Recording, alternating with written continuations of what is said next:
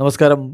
Raf talk ഫുട്ബോളിലേക്ക് അവർക്കും സ്വന്തം. വേൾഡ് കപ്പായി ആവേശിക്കുന്ന പതിയാണെങ്കിലും ഉയർന്നു തുടങ്ങിയിട്ടുണ്ട്. ചിലയിടത്തൊക്കെ ഇപ്പോൾ ഫ്ലക്സും കാര്യങ്ങളൊക്കെ പൊങ്ങി തുടങ്ങിയിട്ടുണ്ട്.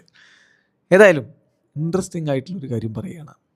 ഈ വേൾഡ് കപ്പിന് മെസ്സിയും ക്രിസ്ത്യാനോയും വരുന്നുണ്ട്. ക്രിസ്ത്യാനോ എന്തായാലും വരുന്നുണ്ടെന്ന് ഉറപ്പായി. മെസ്സിയുടേത് ഇപ്പോൾ ഒഫീഷ്യൽ അർജൻറ്റീന പ്രഖ്യാപിക്കുമ്പോഴാണ് ഒഫീഷ്യലി പറയാൻ പറ്റും. എന്തായാലും അദ്ദേഹം വരുന്നുണ്ട്.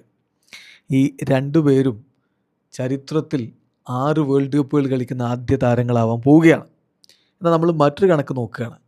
ബ്രസീലിൻ്റെ ചരിത്രത്തിൽ ഏറ്റവും അധികം വേൾഡ് കപ്പുകൾക്ക് കോളപ്പ് കിട്ടിയ താരം ആരാണ്? അതിൽ നെയ്മർ ഉണ്ടോ? ഉണ്ട്. യെസ്, ഉണ്ട്. 4 വേൾഡ് കപ്പ് കളിക്കാൻ ബ്രസീൽ ടീമിലേക്ക് എടുക്കപ്പെട്ടത് 9 താരങ്ങളാണ്. അതിലൊരാൾ നെയ്മർ ജൂനിയറാണ്. ആരൊക്കെയാണെന്ന് നോക്കാം. Only 9 Brazilian players have been called up to 4 World Cups. Emerson Leao നേരത്തെ ഈ പറഞ്ഞ പോലെ 4 വേൾഡ് കപ്പുകൾക്ക് കോളപ്പ് ലഭിച്ചിട്ടുണ്ട്. കാസിലോ 4 വേൾഡ് കപ്പുകൾക്ക് ബ്രസീൽ ടീമിൽ ഇടം നേടിയ ആളാണ്. മിൽട്ടൺ സാൻഡോസ്, ജിയാൽമ സാൻഡോസ്, ഇതിഹാസ താരങ്ങളുടെ പേരാ.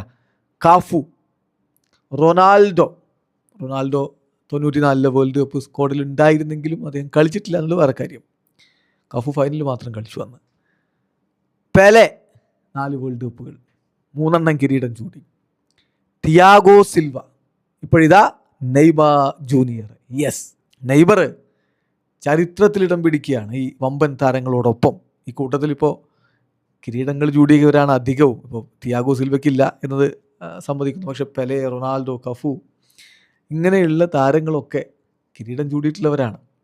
സോ ആ കൂട്ടത്തിലേക്ക് കിരീടം കൊണ്ട് തന്നെ നെയ്മർ ജൂനിയറും നെഞ്ചു വിരിച്ച് നിൽക്കുമോ എന്നുള്ളതാണ് ഇനി അറിയേണ്ടത്. ഈ വേൾഡ് കപ്പ് നെയ്മറുടേതാകുമോ? വീഡിയോ അവസാനിക്കുന്ന ഫുട്ബോൾ ലോകത്തെ കൂടുതൽ വിശേഷങ്ങളുമായി റാഫ് ടോക്സിൽ എത്താം.